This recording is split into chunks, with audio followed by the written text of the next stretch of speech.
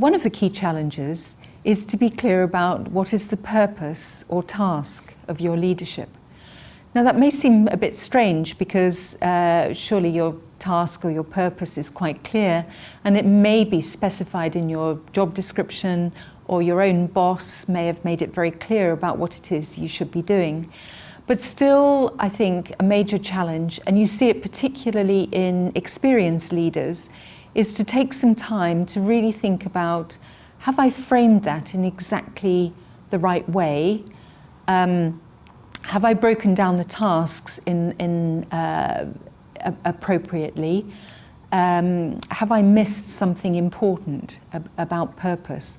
So really thinking about that and reflecting on it carefully and continuously and critically can be really important. The second thing, I think, in terms of leadership challenge is trying to make sure that you match your leadership style, or perhaps more broadly, your leadership approach to the context that you're in and the kind of people that you're working with and the kind of outcomes that you're trying to achieve. I work quite a lot with the police, for example, and you see particularly senior police really reflecting on, is this a situation in which I need to use command and control because it's a public order situation, or it's an emergency, or people's lives are in danger? Or is it a situation where we're trying to tackle a new problem of people's safety in society, and I really need to draw in all of my team and get them really problem solving? So thinking of a very different leadership style in that situation. So really, I guess the second challenge is thinking about what's the best way to approach this, and what kind of style or what kind of approach. Is it something where we really aren't quite clear what the situation is? We need all the good brains that we can on this situation, or skills or expertise? Or is it something where we've done this before, we know how it's done, my job is to make sure it's done on time, to high quality, with people feeling fulfilled and happy as they do their work? Another challenge I want to bring up is the idea of maintaining grace under pressure. It's a lovely phrase, and it communicates the idea that even when things are going pear-shaped, even when you're feeling quite stressed, even when you're under attack, perhaps from colleagues or from a boss or from the media, whatever it is, part of your job as a leader is to stay calm and to operate with good grace. Now, that doesn't mean to say you act like an automaton.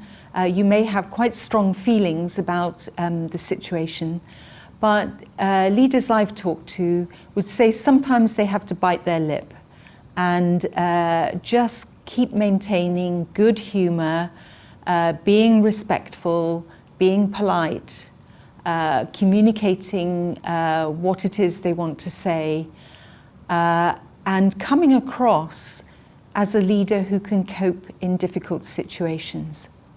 We all know that when a leader has lost their temper, or they get an edge in their voice, or they snap at somebody, then that leader has lost it to some extent. And so this ability to maintain a calm, good-humoured sense of grace is invaluable.